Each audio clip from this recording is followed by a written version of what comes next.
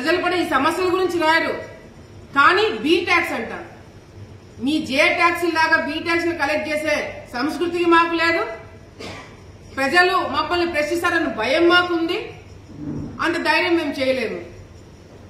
ఈ రోజు నేను ఇప్పటికిప్పుడు పోదాం. ఎవరైతే ఇల్లీగల్ గా కన్స్ట్రక్షన్ చేశారో అహోబిలంలో అన్ని కూల్చేద్దాం. నేను రెడీ. ఇప్పటికిప్పుడు పోదాం. వస్తారా సాక్షి వాళ్ళు? వస్తారా వైసీపీ వాళ్ళు? గత 20 సంవత్సరాల నుంచి కాదు, అహోబిలంలో మీ ఇంటి దేవుడు అని చెప్పి మీ పెత్తనం ఇన్ని రోజులు నడుపుతూ మీరు అడ్డంగా పర్మిషన్లు ఇచ్చుకొని మీరు అక్కడ ట్రాఫిక్ ప్రాబ్లం కావచ్చు. ఇప్పుడు ఈ 100కి పైన మీరు లాడ్జ్లు అన్నారు కదా, 100కి పైన సత్రాలు అంటున్నారు కదా. ఏ ఒక్క సత్రం కూడా ఫైర్ పర్మిషన్స్ లేవు. ఏ ఒక్క దానికి కూడా పంచాయతీ పర్మిషన్స్ లేవు.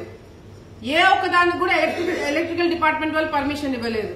మరి ఎట్లా కన్స్ట్రక్షన్ చేశారండి? ఎవరి హయాంలో చేశారండి? 20 సంవత్సరాల నుంచి ఇల్లీగల్ గా కన్స్ట్రక్షన్స్ చేస్తున్నారని చెప్పి మీ సాక్షుల్లోనే రాశారు.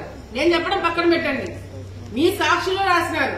మరి అటువంటిప్పుడు గతంలో మీరు ప్రభుత్వంలో ఉన్నప్పుడు ఏం చేస్తున్నారు? గత 5 సంవత్సరాలు మీరు అధికారంలో ఉన్నప్పుడు ఈ సత్రాల మీదకి మీరు ఎందుకు పోలేదు? ఈ సత్రాలు మీరు ఎందుకు క్యాన్సిల్ చేయించలేదు? మేము వచ్చి సంవత్సరమే కదా అయింది. గత 5 సంవత్సరాలు మీరే కదా ఉన్నారు. మరి ఈ సత్రాల మీద ఎందుకు యాక్షన్ తీసుకోలేదు మీరు?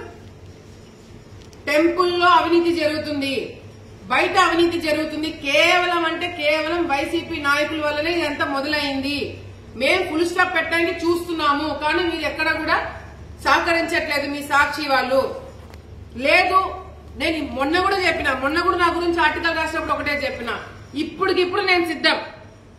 నా మీద నేను చేశాను, మేము వసూలు చేసుకుంటున్నామని మీరు ఒక్కటంటే ఒక ఆధారం చూపించండి, నేను రాజీనామా చేసేస్తా. ఒక్కటంటే ఒక్కటి నిరూపించండి, నేను రాజీనామా చేస్తాను. ఎక్కడ ఇట్లా సాక్షి వాళ్ళు మీరు ఏది పడితే అది రాయడం వల్ల ఎవరికంటే నష్టము? ప్రజలకి నష్టం కాదు, మాకు నష్టం కాదు. ఎవరికి తెలుసా? మీ యాజమాన్యానికి. మీరు తప్పుడు రాతలు రాస్తే మేము కేసులు వేస్తాం. ఎవరండి రావాల్సింది? కోర్టు చుట్టూ ఎవరండి తిరగాల్సింది? మీ సాక్షి వాళ్ళు కాదా? మీ మేడం కాదా? భారతి గారు కాదా? ఆమె పేరు మెన్షన్ చేయరా? ఆమె గురించి కూడా ఆలోచించారు మీరు.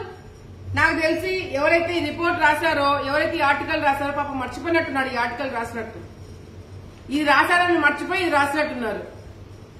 లేకపోతే ఏ ఇల్లీగల్ కన్స్ట్రక్షన్స్ చేస్తున్నారని చెప్పి రాసిన వ్యక్తి ఆ ఇల్లీగల్ కన్స్ట్రక్షన్స్ వెనకేసుకుంటూ మళ్ళీ ఇంకొక ఆర్టికల్ ఎక్కడ రాస్తున్నాడు? ఇది మీ జర్నలిస్టులకే వదిలేస్తారేమో. ఈరోజు ప్రెస్ ఫ్రీడమ్ డేనా? ఈరోజు ప్రెస్ ఫ్రీడమ్ డే. ప్రెస్ కి అంతో కొంత రెస్పాన్సిబిలిటీ ఉండాలి కదండి. ఎవరి కోసం రాస్తున్నారండి? దీనివల్ల మీరు ఆ చికెన్ దాని గురించి రాస్తున్నారు. ఏ ఆలగడ్డలు ఓట్లు వేసే వాళ్ళకి తెలీదా? ఆలగడ్డలు చికెన్ కొనే వాళ్ళకి తెలీదా? రేటు తగ్గిందా పెరిగిందా అనేది?